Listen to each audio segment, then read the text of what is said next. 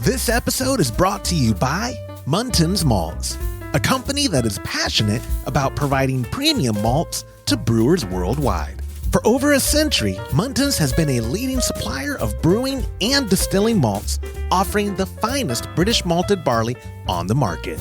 You can experience the difference Muntins offers by joining a recipe receiving tier of our Trub Club, because every kit that ships out now includes premium Muntins malt. You know, we've known the Muntins crew for a long time, and I can tell you, friend, you're going to love brewing with their grains. Ask your local supply shop to carry Muntins malts, or homebrewers can join our Trub Club at homebrewhappyhour.com/club, be a part of the community, and come brew with us. Thank you, Muntins, for supporting our efforts and homebrewers worldwide. Today's show is brought to you by Hopsdirect.com. Grown in the esteemed Yakima Valley on the Peterball family farm, Hopsdirect.com offers the widest variety of hops available online at incredibly competitive pricing.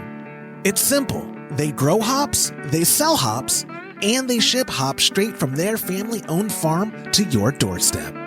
Producing the highest quality hops is Hopsdirect.com's passion, and they're proud to be an independent grower in the craft beer industry. Go to Hopsdirect.com right now and get what you need to make your brew day better. That's Hopsdirect.com. Today's show is brought to you by Imperial Yeast. You hear us gushing over Imperial Yeast all the time, and that's because their yeast performs for us in every batch that we brew. Imperial Yeast is adored by commercial breweries and home brewers alike. Their pitch-right pouches are jam-packed with over 200 billion fresh yeast cells, guaranteed to deliver flawless, fast fermentations every time. Imperial Yeast strains are grown by a team of pro brewers and home brewers who live to help other brewers learn more and ferment better. Join any recipe receiving tier of our Trub Club and get a free upgrade to premium Imperial Yeast with every recipe kit that ships out to you. Learn more at homebrewhappyhour.com/club and come brew with us.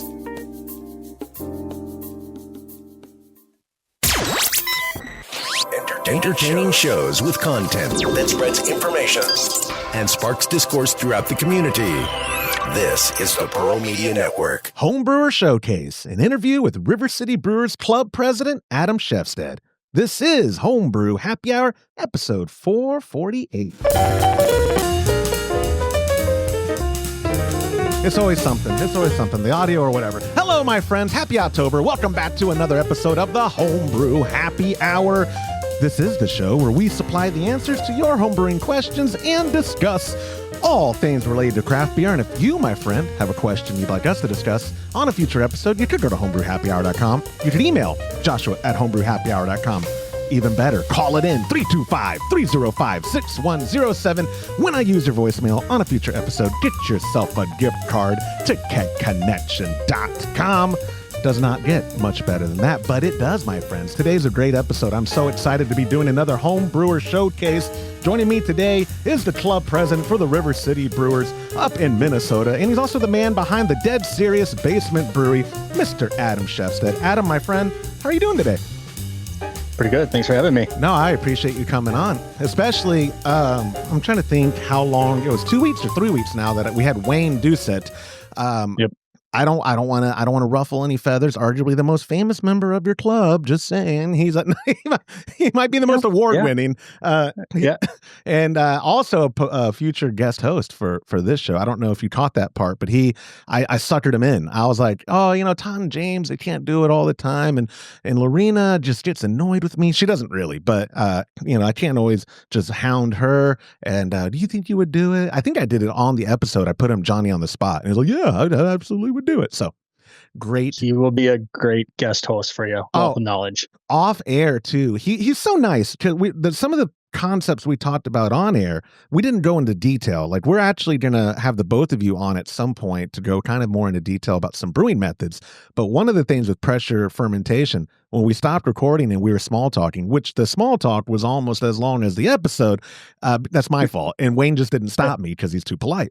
That's some Midwestern thing. Y'all are so polite. But anyway, yeah, Minnesota. But he was like, oh, pressure fermentation. Let me, he's like kind of not correcting me, but guiding me maybe is the better way to say it. But either way, he's not here. You're here. Adam, I appreciate your time, my friend. I know you watched the show, so bear with me. Well, one thing, but when we weren't recording, I told you it's not a shtick. I really do record this like it's live for the sake of not editing. So I made you sit through all the bumper ads, all that stuff. Yep. But I have one more thing to make you sit through before we get this interview going. If you don't mind, I just have a little bit of small talk. Friends, take it away. For members at patreon.com/homebrew happy hour, the breakfast stouts. I went up to headquarters. We were recording this on Wednesday, October 1st. I went up there yesterday, shipped them all out. Be on the lookout. I do want to remind y'all, even though I put it on the Patreon listing and I've said it on other episodes, it comes with everything, but you got to bring your own coffee, baker's chocolate, and cocoa nibs. But you do get it's a very large kit. So they're going to be very large boxes. And also it is for yielding 5 gallons. So if you're, just make sure you have the equipment there. And if you need to do math and whatever to get the grain bill, like to break it down or to get it to fit, use brewerfriends.com, which reminds me, go to brewersfriend.com, save 25% off memberships when you use the promo code Happy Hour. I do believe it's all one word for the promo code. Try it both ways. I haven't actually tried it, but Happy Hour, get yourself 25% off. And like I said, it's a very handy tool, but because it is October, I already know what we're brewing this month. Go join at patreon.com/homebrew happy hour, a recipe receiving tier, and get the delicious German Pilsner shipped out to you. We did a Japanese rice lager a couple months ago, and a lot of y'all, I put it to a vote, and it was like 70-30, but a lot of y'all did reach out and go, dude, I would really love a German Pilsner. Next time you can do one, we'd love to do one. So we are shipping that out. Thank you to our sponsors, Hops Direct, Muntins, Monster Brewing Hardware, and of course, Imperial Yeast. These people support what we do. We could not do what we do without them, and obviously without the membership at patreon.com/homebrew happy hour. And right now I tentatively have a date for the Brew Day Live this month. My pop and I believe we're going to be doing it Friday, October the 24th at 10 a.m. Central. Come watch us. Let's brew a German Pilsner. It will be a ton of fun over at youtube.com/homebrew happy hour. That might be a record of small talk, Adam. I'm done. I forget which guest I had on one time that did do the timer, and I was like, I'm going to get it under 2 minutes. And it was like 1 minute and 44 seconds. So I can go quick, okay? Not Todd and James would disagree, but ask my wife. Anyways, all right, moving on. We have an actual episode, and your time's valuable, and I'm supposed to be working or something. I love Homebrewer Showcase episodes because our community at large in this entire country is comprised of the most eclectic group of people. The only other hobby I even participate in is jiu-jitsu, and it also is wild how eclectic it is. I'm rolling with potheads and police officers and this and this and this, but homebrewers too. It's not just dorky engineers. It is an eclectic group. So I love being able to showcase people. And like I said, you actually were the one who reached out and were like, hey, Homebrewer of the Year 2025, Wayne Doucette is available if you'd like. He's in my club. I was like, oh, the pieces are all falling together. So let's get this started like I do most of these interviews. Let's talk about your history as a homebrewer. When did you start? What got you interested in it? And we'll talk about kind of the evolution from then to now as you navigate being a homebrewer. Yeah, no, I got started homebrewing in 2009 when we bought the house we currently own right now. And I started with extract kit, got into it. Local craft beer scene in Minnesota was early on. So trying some different beers at a bar. I'm like, interesting. I didn't realize beer could taste this good, and just kind of got down the rabbit hole of can I do this, or what's it take to do this? So ended up going to local homebrew store at the time and picked up the plastic 5-gallon bucket and extract kit, 2.5 gallon stainless steel kettle. Did it on my countertop. It was a 20-minute IPA boil. So I don't know why I took 20-minute kit over a normal one, but at the time I'm like, yeah, whatever, let's just try it. So that's what got me into it, and it kind of spiraled out of control from there. An IPA, you might be the first person to my memory that they're like almost 90% of people's first kit that I can think of is like some brown ale. You know what I mean? Yeah. Like IPA. So you were in 2009, which is a while ago. Yeah. 2009 was the IPA craze. I'm trying to think of not like the hazies or whatever, but in Central Texas, man, we must be behind because I feel like it was a good 2014 before IPA craze kind of hit here in Minneapolis, because you're in sort of the Twin Cities area, right? Yep. Yep. You're in a burb of it. I would argue the Twin Cities has always been a great beer city. Do you think they've always been on kind of the forefront of beer trends, especially for the Midwest? For the Midwest, yeah, I would say so. Yeah, I mean, the brewery that I was trying their beer that made the aha moment was Surly. So Surly Furious. Oh, God, so Surly, I mean, if you had, so that's why I picked the IPA first, because I it was either Surly Furious or Surly Bender, and I think Bender was like their interpretation of a brown. So, yeah, I love it. But Minneapolis beer has always been, or Minnesota beer, I should say, has always been very good and top-notch. Oh yeah, and since I've been working for Todd since 2008. I think Homebrew Con has been there twice, or maybe it was Homebrew Con once and Craft Brewers Conference twice. But mostly because when a lot of people, when they think of beer cities, that area, Grand Rapids, and then the Twin Cities, I mean, it is such a popular area. Would you say, so like back then, your affinity for craft beer got you into brewing? Was your initial goal replicating craft beer, or was it like, I could probably make even better because that craft beer, this one's good, but if I tweaked it this, you know what I mean? Like, did you have like a engineer's approach to becoming a home brewer, or was it just like that would be fun? That'd be fun. It really was. Yeah. Yeah, it just kind of scratched an itch from, I like to build things, I worked with my hands a good chunk of my adult life. So it kind of just filled a niche of being creative. Didn't really know what it would do if I didn't know if I'd enjoy it. At that time, it was a cheap investment to get in and start making some beer to see if it was something I wanted to do. One thing, I'm glad you said that, because it kind of something I don't say enough. People will watch, like if they're watching at YouTube, they'll see behind you, that doesn't look cheap, and they'll see our equipment, the brow tag and stuff. But I like to remind homebrewers, you can brew solid beer on your stovetop for not a ton of money. Right. It can be accessible. The one thing about homebrewing is this is a vast spectrum of solutions for the problem is, how do I brew beer? Here's a way, here's a way, here's a way, here's a way, here's a way. Mm-hmm. There's a ton of different ways. How long were you doing stovetop brewing before you really got bit by the bug and you're like, I'm scaling this operation, I'm doing something more? Yeah, no, I bet you I had probably 2011, probably 2 years of extract brewing on the stovetop, the partial boiled, before I scaled up and went the kegel route in a rectangle cooler. So I've always been build it and advance from that. So I never really, besides the stainless steel fermenter, I've always been kind of just build it over time and evolve naturally with it. So when you did the kegel, did then that up your volume, or did you stick to 5 gallon or less batches because of whatever reason, availability or packaging? Yeah, I always stuck to 5 gallons. So when I was doing the partial boil, you did whatever you could fill in and then top off with the cold water. So yeah, no, this was just full volume 5 gallon batches at that time. So, and I'd be remiss if I didn't ask sooner than later, kegging or bottling at the beginning? Bottling at the beginning, because it was horrible. It was horrible. Even though I am still not loosely. Todd runs Keg Connection LLC, but the California guys run the website and all that. So I don't necessarily benefit from pushing kegging, but I still like people. What I'm getting at, people always accuse me of when I push something. Oh, it's because you sell it or you're making money from it. Guys, if I made money from Homebrew Happy Hour, I would not be doing anything else. This is the most fun I have any different week. Y'all think I make money? I don't make money.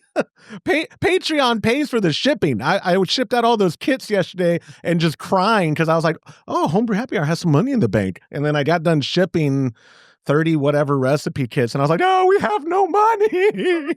But thank you to our sponsors who provide all those ingredients. Otherwise, we'd really have no money. But anyway, the 5-gallon batches, which is, the standard, obviously, whatever, like bottling 5 gallons, people, what is that? 48 bottles? 48 to 52, I think it is, depending on what you get. Yeah, it's horrible. It's terrible. That's what I don't recommend it. I can't, no. And that's why I'm like, funny enough, I think we have good retention on the show, but I get a ton of people who are like, I've only been brewing for a couple months. It was a Mr. Beer kit, which is great. God bless you guys. You're keeping the show going. But I always like they think I'm lying when I say bottling, especially what is a Mr. Beer kit? A 1 gallon, right? Those are normally one or maybe so. Maybe I think they're ones 2.5. Bottling that, you're like, that's not that bad, it's a handful. When you start doing volume, guys, oh my God, it gets miserable. And so and we'll talk about packaging and all that for competitions because I know you compete as well. You're also a medal winner. It's not all Wayne. You you produce. You have brought home hardware for the club.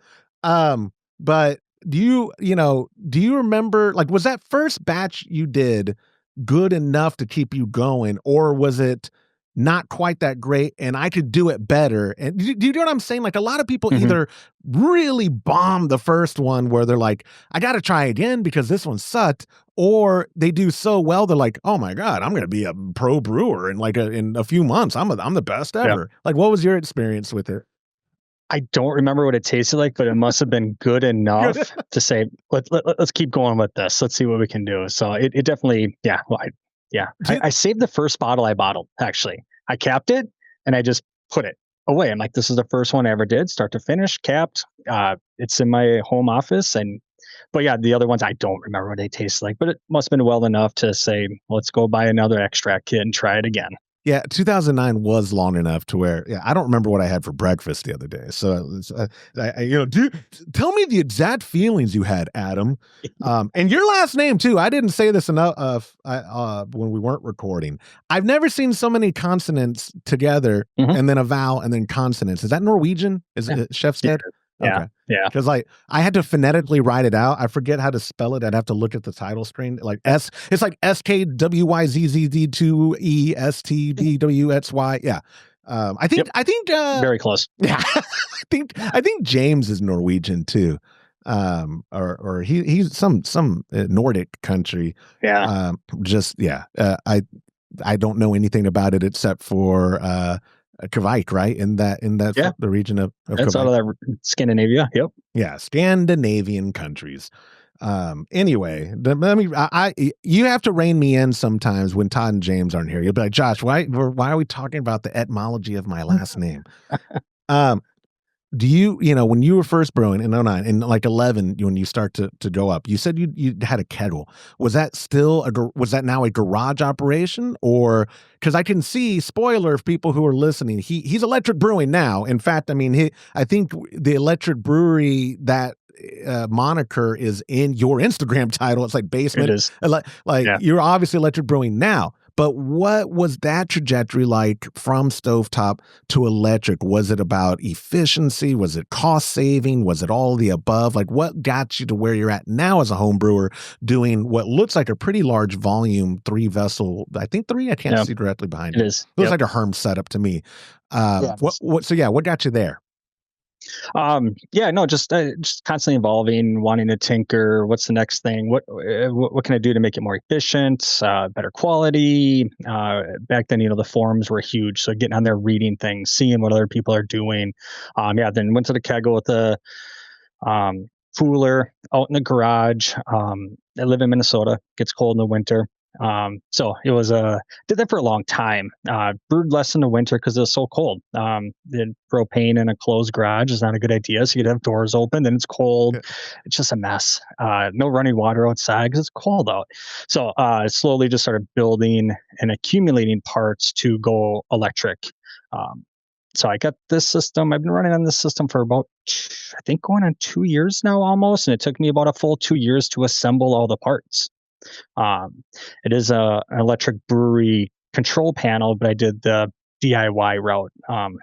Purchased the parts individually, assembled it, and the kettles are just 15-gallon Concord kettles from Amazon, and just started buying webless fittings and just get the snowballs out of there and keep doing stuff. I was just tinkering with stuff yesterday to make it a little bit more efficient, a little bit more how I want it to be. So I love that. I'm just so envious of people with that kind of drive and work ethic, like to be like a DIYer. Like it's, you know what, like I wish I could relate where I'm on the opposite end of the consumer spectrum where I'm like, oh, did someone make it for me? Okay, here's my money. Like, but are you an engineer by trade? What do you do for a living? No. Oh, no, I'm actually in the low voltage industry. So like cameras, card access. I'm the installation manager for a company. Oh, right on. So okay, yeah. well, I pardon my assumption, just because you're like James, or you'll just have that mechanical mindset of like,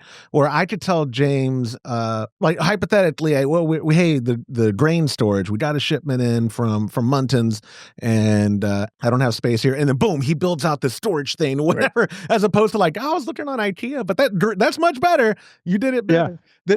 The building the panel again, was that kind of a budgetary thing, or was it because, like you said, you're just a DIYer, even if it takes you more time or whatever, you feel more confident or better or fulfilled or whatever just doing it yourself? A little bit of all that, really. When I was assembling the panel, the wife was a stay-at-home mom at the time because we had little kids, so money wasn't just falling out of my pockets. So so an extra $20 here got me a couple switches, $10 here, grabbed some cables. I didn't need it, I wanted it. So I took the time to slowly accumulate, and I still had my system out in the garage. I could brew beers, satisfy the itch, and I knew eventually I'd get to where I wanted it to be, and now it's just growing in a different way. But yeah, well, and walk us through it if you don't mind, the panel and the setup and why you settled on it. Is a Herm setup, right? I don't know if I actually heard. Yep. Yeah, what made you settle on Herms as opposed to rims or any other solution that you could have done? Like as a home brewer, like I said at the top of the show, people don't realize until they get bit by the bug how many different ways you can make good beer. And Todd and James would absolutely swear, and I vouch for it, I just don't have experience like they do, that 3-vessel Herms is the closest translation to commercial brewing a home brewer can get. So therefore, the logic is keep doing it that way for the precise control over the entire process and yada, yada. Obviously, then on the cold side, we'll talk about that too, because I see your conical behind you, that nice spike, probably a CF15 if I had to guess from the height, or is it a CF10? It's actually a Flex Plus. Is it the flats? No kidding. Okay. Yep. But by the way, spike makes great stuff. But I mean, just like what made you settle? Like you talked about tinkering and building the setup. Yet at some point you had to have probably done your homework, like any good person before they do effort or spend money. What made you think Herms is what I want for my best foot forward when brewing beer? Great question. Basically, just sitting on the forums at Homebrew Talk, Midwest and Northern Brewer, they had their own forums for a while, but Homebrew Talk had the big electric forum there. So I just on there, just looking at what guys had, reading what they liked, disliked. Everyone seemed to go to Herms. So for whatever reason, it gravitated my interest to go to Herms. I liked the idea of it. It's just the wort from the mash tun gaining its heat from the HLT's heat instead of that passing of the wort through actual element. I don't know.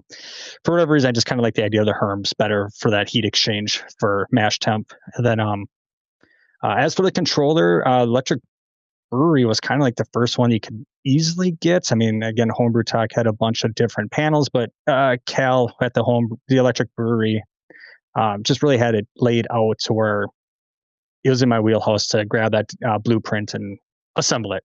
So, and then as for how I figure out fittings and the flow, really what I wanted ultimately was to not change a single hose through the entire process, start to finish. So I got 3-way ball valves on here. It's basically, I'm just throwing valves. I'm moving liquid. That's all really brewing is. Controlling your temp, moving the liquid to one kettle to the next kettle to eventually goes into the fermenter. And a lot of janitorial in between. Yes. Yeah. Yeah. I do warn new people that too, though. Hey, because Todd always chastises people that brew even 5 gallons or less because he's a snob. But he's like, just brew it as big a volume as you can. It's the same kind of work. But I do have to remind him, it is more janitorial the bigger you do, just by default, but it's not that much more. Mm-hmm. And I sucker my dad into doing brew day lives with me, and he does the cleaning. So I mean, I'm just like, oh, Dad, what? Oh, I think my wife needs me. He's like, she's at work. Oh no, that's my phone. Run away. It's Todd. Yeah, it's Todd. Yeah, Dad, I'm working. Yeah. Well, what's that, boss? What's that? Oh, I have to go in my office. Yeah. The Herms, like I said, you said everything that James would say too, where the heat transfer, I think, was why him and Todd were gravitated to Herms as well. Mm-hmm. And the whole reason we even developed the Brautag when we had done it. And I think we have 2 left. After 5 years of launching it or 3 years of launching it. I think they're on catconnection.com still. I don't know. I don't have anything to do with the site anymore. It's great. But back to what I was saying, the Herms, like I said, what I hear the most from Todd, James, and on the forums, Homebrew Talk, you are an OG of internet homebrewer, because now people are like, on Reddit, and I'm like, you know what? Nope. Any given day, I'm like, I hate Reddit. And then other days, I'm like, oh, someone said something nice about me. I love Reddit.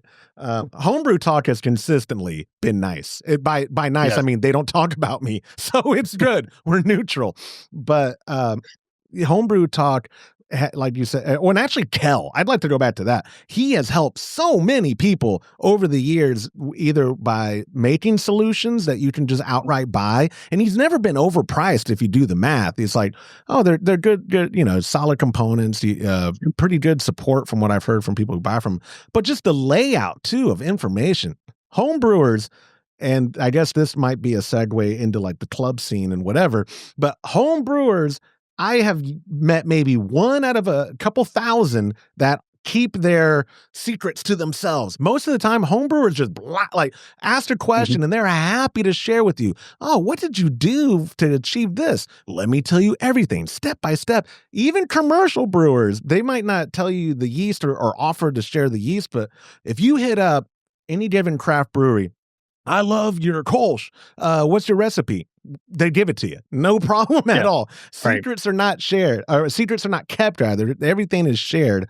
Makes it for the best community. So yeah, online homebrew forums was like the driving thing for the hobby from like 2008 when I first started working for Todd till present day. Like it is probably arguably keeping it alive. Also keeping it alive are homebrew clubs. So let me segue us into that, because you are El Presidente of the homebrew club up there, River City Brewers, and the Twin City area. I imagine there's a ton of homebrew clubs in the state of Minnesota. What got you into I know you probably didn't start as president, but I don't know anything about your club. Start about the formation of the club and how, as a home brewer who started in 2009, you were interested in joining and or forming a club. Yeah. So, River City Brewers, they started in, formed about 2010, I think is the official thing. And basically, I was on the Midwest Forum, and a bunch of the original founding members of River City Brewers were on there, and they had their own little secret forum. I don't know. One of the guys was like an admin for the forum, so he was able to make like the secret off the beaten path page just for the River City. So he knew I was in the area of where they normally met, and he was, hey, come on in, talk, share, whatnot. So on the forum a little bit, and I finally built up the nerve one day to bring some beer to this club. scared out of my mind. I'm a crappy extract brewer. I don't know what I'm doing, but I finally went and joined shortly after. At that time, it was a great group of guys, very open, giving you feedback, asking what your process is. There's the share that was so helpful in developing techniques and how I can do better, what I may be doing wrong, what to avoid. So I was part of that for 2.5 years before I had some more kids, and they took a lot of the time. And so the club took a back seat for many years till about 2.5 years ago. I rejoined. The kids are older, a little more self-sufficient. They don't need me around as much anymore. They could care less. So so rejoined. And then elections happened about a year ago, and I got elected as president. So been president for just over a year now. Trying to get the club now more active with competitions. We're doing a barrel project I've been trying to push for a while with the help of some of the other guys. Hey, let's do a Russian Imperial Stout. We can develop a recipe. That way everyone's doing the same recipe, but you ferment it yourself at your own house on your own system. Then you bring it to another member's house. Everyone samples it. No raw flavors. Not vastly. It's not an IPA. It's a Russian Imperial Stout. All right, perfect. Everyone's beer goes in, sits for X amount of months. Go back to club member's house. Everyone gets their share back out, take it home, carbonate it how you want, and we bring it back and share. So just trying to do different things like that with the guys. And I think Wayne mentioned it. We did Brew for Good. Yep. I was a charity event for in Northeast Minneapolis. That just happened this past weekend, which was a ton of fun. I would say that the homebrew tent, there was how many clubs were there? 5 other local Minneapolis clubs were there. And I would say the homebrew pavilion had more people than the commercial brewers. No way. So, yep. It was pretty cool. That's awesome. Yeah. What do you think, how many clubs do you think are in the greater Twin City or Minneapolis area? Minneapolis area? Just probably about 7 to 9, I would say, probably. That's a good chunk. Minneapolis. Yeah. And there's some in northern Minnesota, a little bit farther out, but yeah, I'd say so 7 to 9 or so. That's a good chunk. And is it, again, I have to assume, so my 2 hobbies, brewing, jujitsu. In jujitsu, everyone's super cool and whatever, but at the end of the day, especially with competition, kind of deadpan it and like, today we're not friendly. Is it when you have that many homebrew clubs? I assume y'all probably have Wayne had talked about like how y'all's state fair or county fair or some state fair. The state fair has an actual homebrewing competition attached to it. I don't think the Texas State Fair has that. I would love that if it did. But when it comes to competitions, especially if it was like hyper localized, is it still all friendly and like, hey, but Bill, good to see you? Or is it kind of like, today you are dead to me?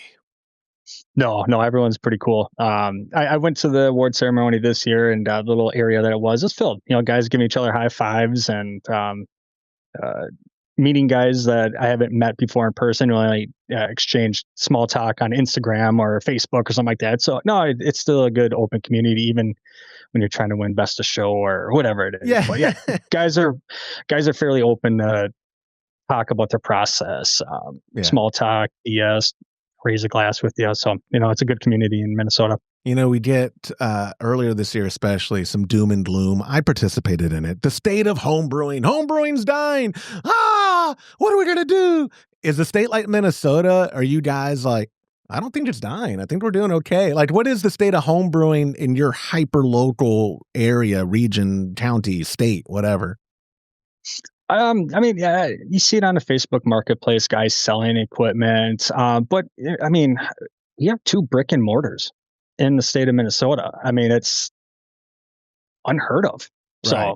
And one just recently opened. So I would say Minnesota may be stronger than, say, other states.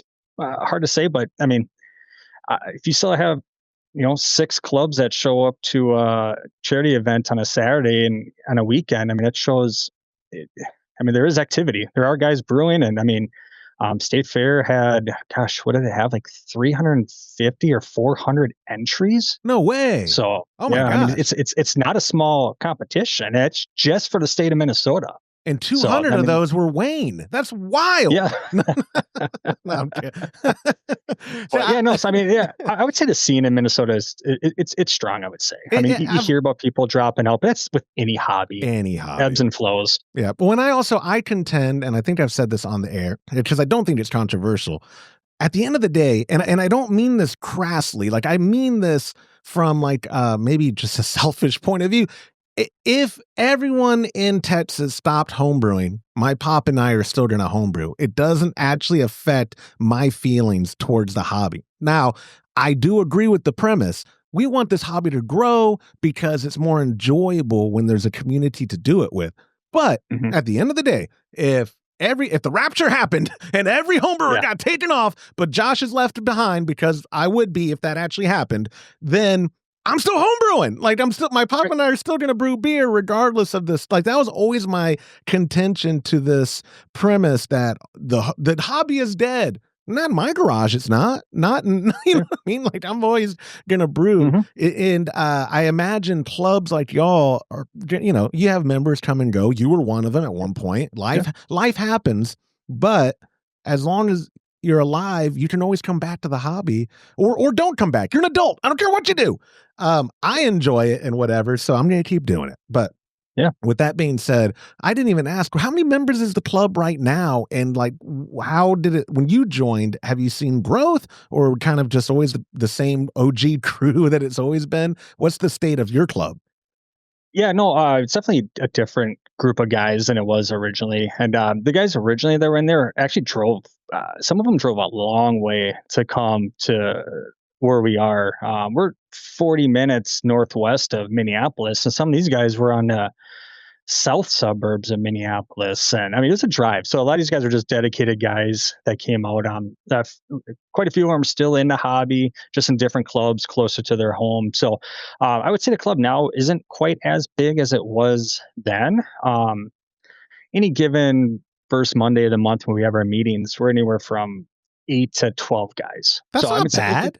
That's not bad. It's a manageable group of guys to have a conversation.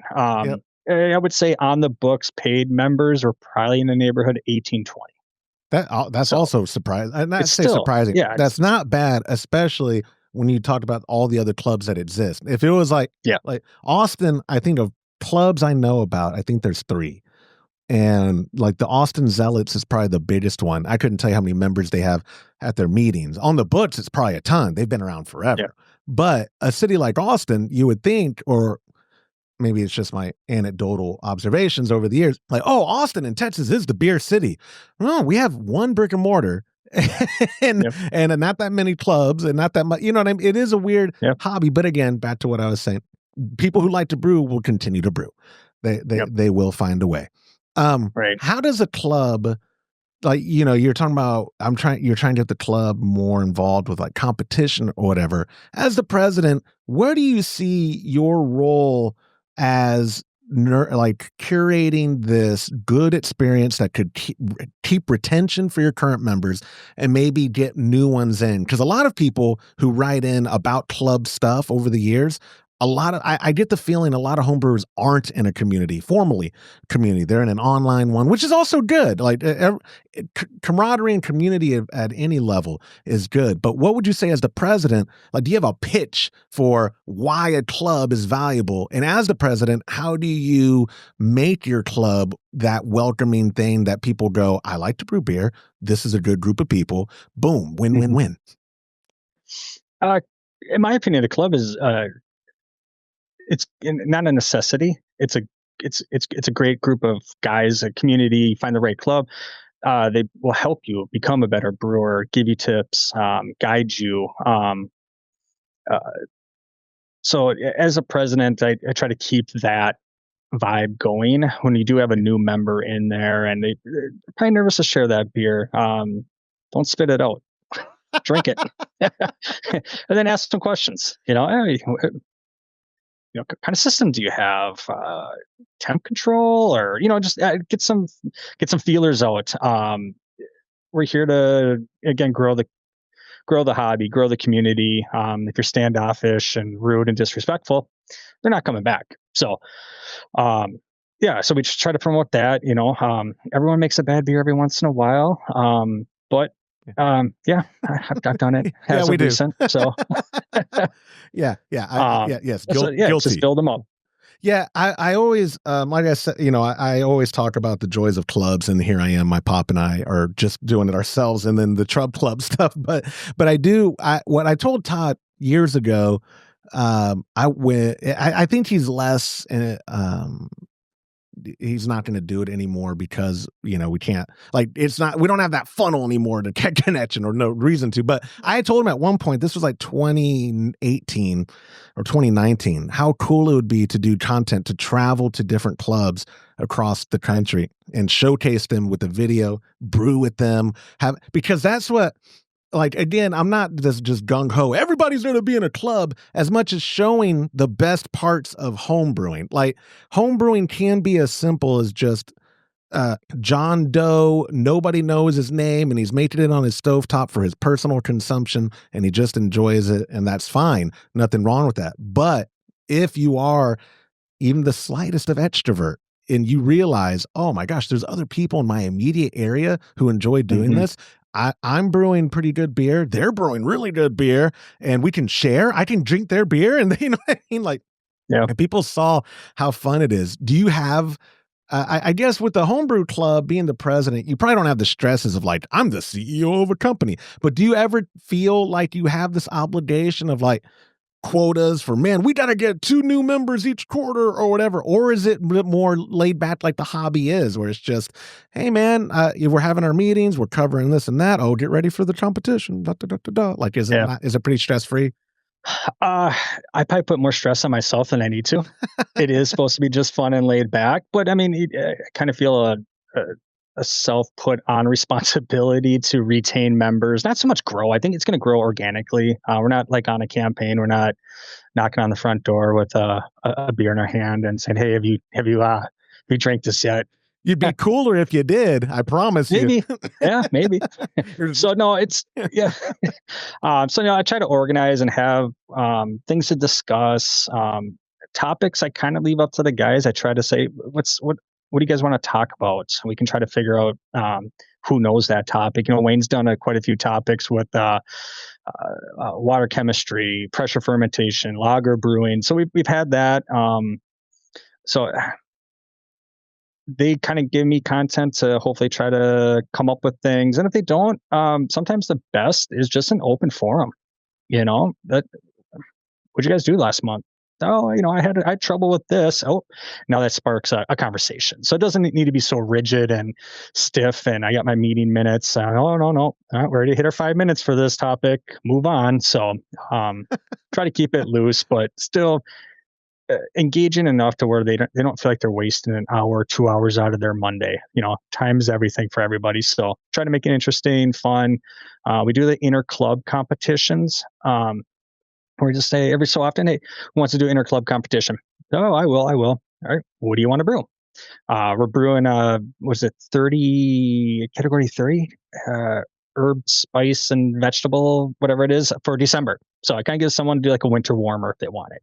So left it super open, just brew whatever you want. We bring them in. Everyone tastes them. You get the instant feedback because we do it anonymous. So whoever doesn't brew the beer will be kind of the steward of the competition. So you get a blank, just their numbered cups. You taste them, you write down, talk about them. We award a winner. Sometimes we have something to give them. Sometimes it's good job. But then we get to talk about, what did you do? What was your process? What ingredients did you use? And then you get to hear that, oh my gosh, so that's what that hop or that yeast does with that fermentation temp, or the way you added the hops, the time, and everything. So it's fun that way. It's educational, but you also get to drink some good beer with some friends. I wonder too, thinking out loud, if a club inter-competition seems like a real good dipping your toes into competition at large, especially for the shy member or self-conscious member, because you were just saying you are your biggest critic in regards to you add the stress on your shoulders. I think most home brewers that aren't delusional narcissists like me think that every beer they brew, oh no, like every time James pumps out a beer and I try it and I think it's good, and the first thing I think in my head is, man, this is really good. He'll be like, it has this wrong with it, or this or this. I'm just like, does it? Maybe I've just burned off my palate with cigars. Okay, if it's not as good, yeah, you should do it again. Yeah, make it better. But like the inter-club competition seems brilliant, because even if they don't perform as best as they wanted, or as good as they wanted, the instant feedback is so invaluable to a brewer for that next attempt or whatever. Is that how you approach getting, like you had mentioned you wanted your club to be more, get bigger in the competition scene, or more participatory in the competition scene? Is that one way you're doing it? Is those inter-club stuff, and then, hey, the state fair one's coming up, who's entering and who's brewing what, and how can we help you? Yeah, no, exactly. That has happened. So it's like, oh, you brew a beer. It's like, man, you really got to enter this. Did you know there's a club or another competition coming up here in about a month or two? I know you still got some of that beer. Package it up, get it sent out, get that feedback from the judges. Again, competition judging, some feedback's great. Some is throw it away in the trash bin when you get it. I don't know what the heck they were drinking or smelling or tasting, because that's not correct. But you can get some great feedback that will just make you a better brewer.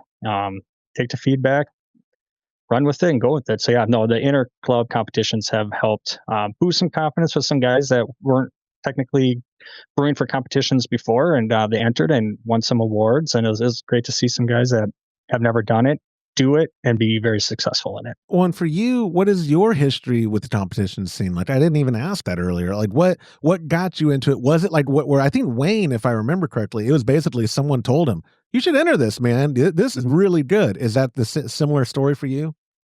Yeah, I entered at a local county fair, 2016, I think it was. And someone just said, hey, they have beer competition there. I looked it up. It was like, I think it was like $2 to enter beer. So enter a couple beers, won. That was kind of cool, and kind of just snowballed out of that and kept doing it. And then you kind of start winning medals and you display them. It's kind of cool. Then you see what competitions have the really shiny, cool, unique medals, and you try to gun for those ones to win. And so I've been brewing, going on about 10 years now, I think. That's incredible. Yeah. I was kind of throwing it out there to Todd and James, and I need to talk to my pop about it. I think 2026, I'm going to start doing competitions. I'm going to try it. And worst case, like I was telling Wayne, and I think I've said it on the show a million times, I'll make my own trophy and my own medals. Yeah. If I don't place, no one else in my family has to know that. They'll see this wall of trophies and medals,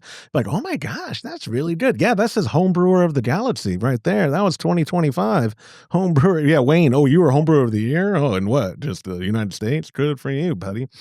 The entire galaxy.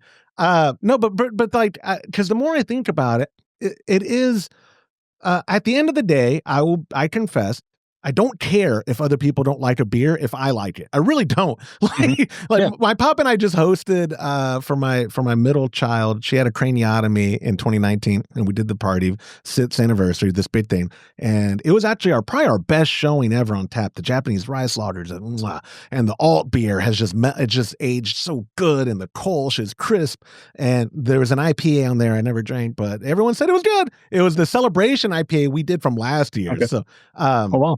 Or when did we brew the Celebrate? I think it was like December of last year. But either way, whenever we brewed, all these beers are getting really good feedback. And it's the first time where I really was like, that feels good. Like when all these people were like, oh my gosh, Josh, this Japanese rice lager is incredible. And my ego was like, yeah, it is, right. And then they have the alt beer, like, wow, that finish, or, not, they wouldn't say that. They just be like, that tastes good. My friends and family are as good a beer judge as I am. If I have ever scored your Kolsch Cup or Alt Pokal card, I apologize that I can't come up with better words than tastes so good. That is good beer. Josh like. But that's like basically, Yeah. but every time a new family or friend would come up and tell me, man, wow, this Kolsch, wow. My head grew 4 times large. And I was just thinking, competition, at best case, I'm validated in thinking that my beer is good. Worst case, I'm getting good feedback, hopefully, depending on the judge and their feedback, to make that beer better. If like there is something about my Kolsch that on the guidelines needs to be addressed, I should probably address it, you know? Right.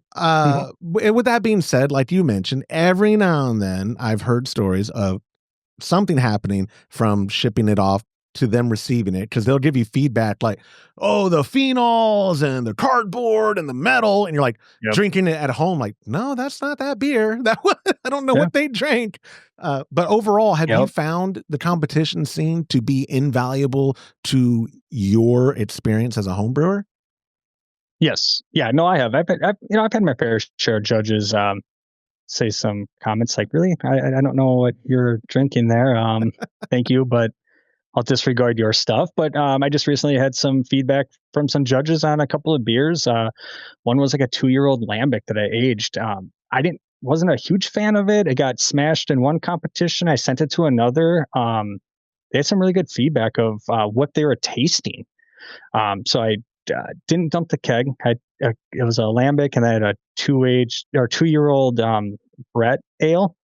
And I'm like, I'm not going to put up with them. They're not winning or getting good feedback at least. So I was going to dump them. I got really good feedback from judges from the state fair for those 2 beers.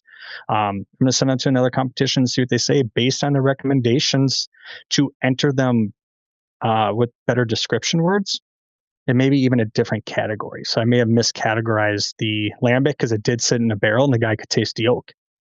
I can't taste the oak, but he could pick up oak.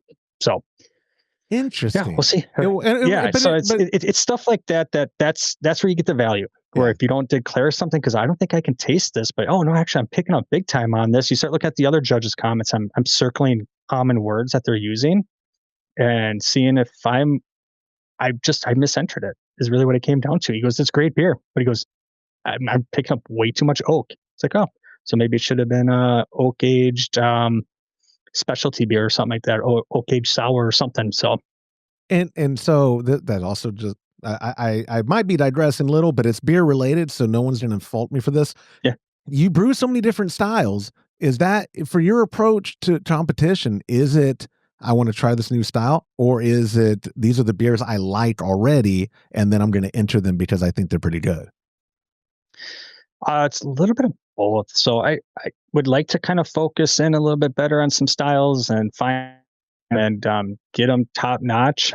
But yeah, I bounce around. You know, it's like it's getting to be winter. Fall's around the corner, so maybe I'll do a Irish stout, or the winter warmer or something like that. You know, then summertime it's like it's more Pilsner and lager season. So I bounce a lot with my brewing. If you're you're talking about sours and the Brett, I don't naturally know if that's one of the strong ones. Do you have standalone equipment for when you're doing such aggressive yeast styles? like I say aggressive yeast style. Like, I mean, I've heard conflicting things from people who are like, if I'm brewing I have this fermenter is for sours, and that nothing else touches that fermenter. My pilsners, or you know what I mean? Like, do you have to be that careful as a person who brews a eclectic amount of beer styles?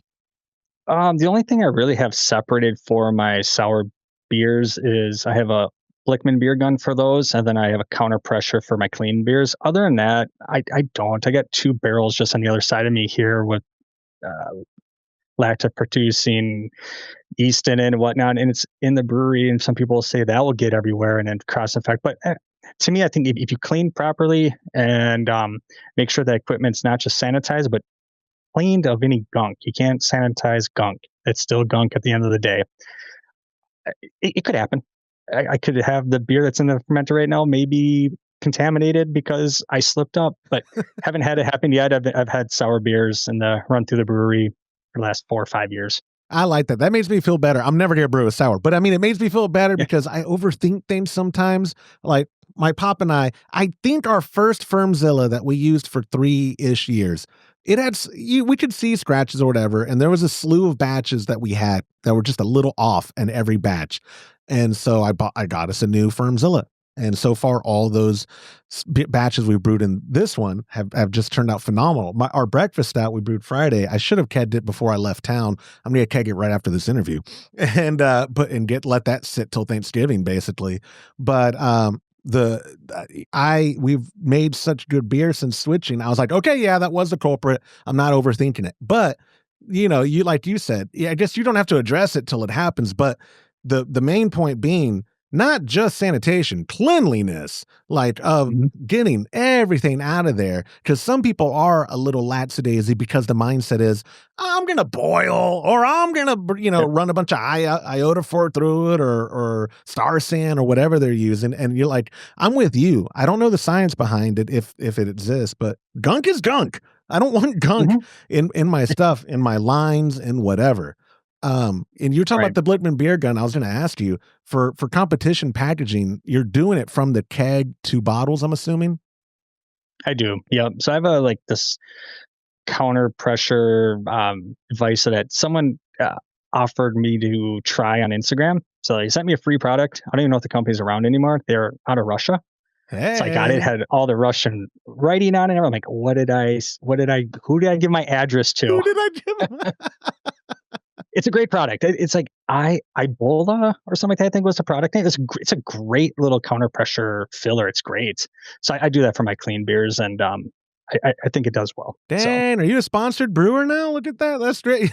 Yes, I don't know. Yeah, the kegerator. So I don't know if I think I mentioned it on the show, but I didn't elaborate. That Japanese rice lager and alt beer are in this new kegerator it was shipped to Todd from China for free from a company called 12 Tap. They don't exist anymore, and maybe I know why. The thermostat was way off. My pop put it at 34, and I get there the morning of the party, and I open the kegerator door to check. Well, pardon me, that's a lie. First, I tried to pour the lines because I was seeing how everything was pouring. The first kegerator, which is one of the ones we've had forever, some Edge Star, also probably in a Chinese warehouse. Every appliance I'm getting, I think is Chinese. But this Edge Star, pour the IPA, pouring good, perfect.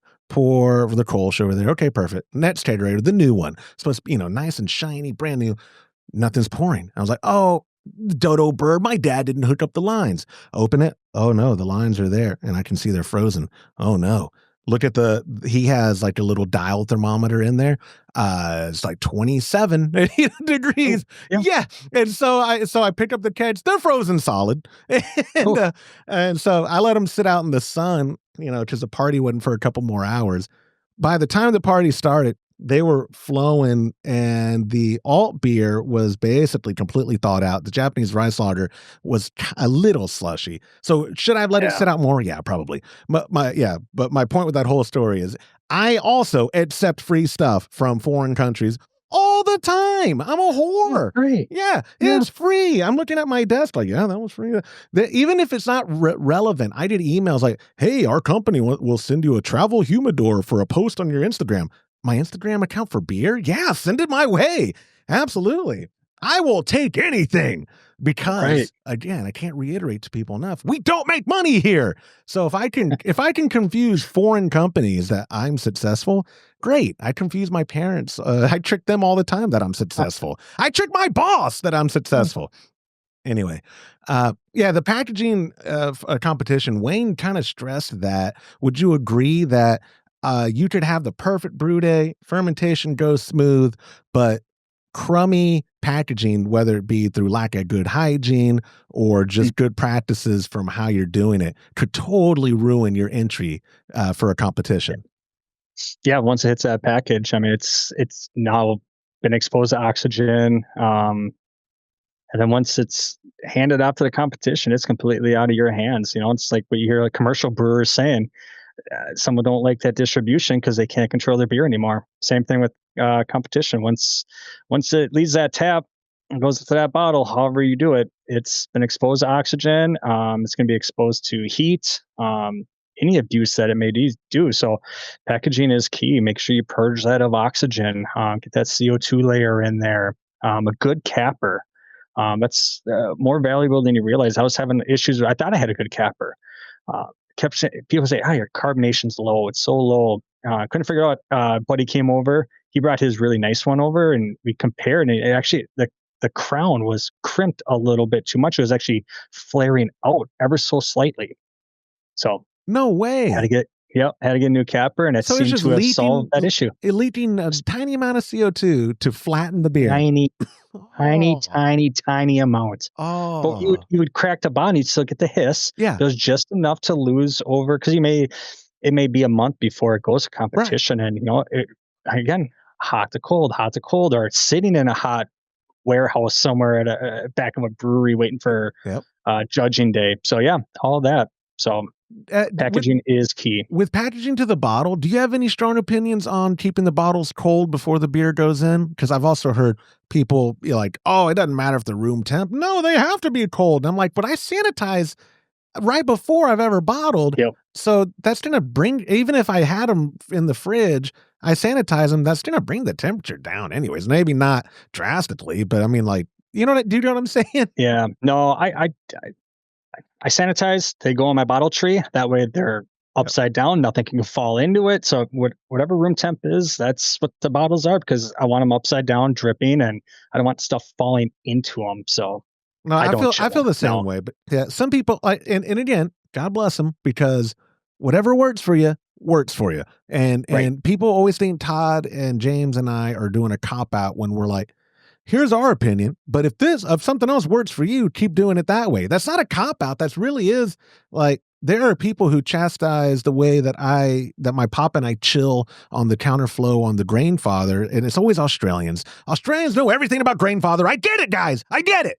But they're like, you're actually originally like, hey, mate, originally you're supposed to go directly into the fermenter, where we kind of recirculate, not even that long into itself before going in, because we want the temperature to drop a little before just going straight into our plastic ferment. Right. Anyway, what I'm saying is, and it's like, if that's what works for you, that's what works for you. Good for you. Right. Keep doing it that way. But whatever.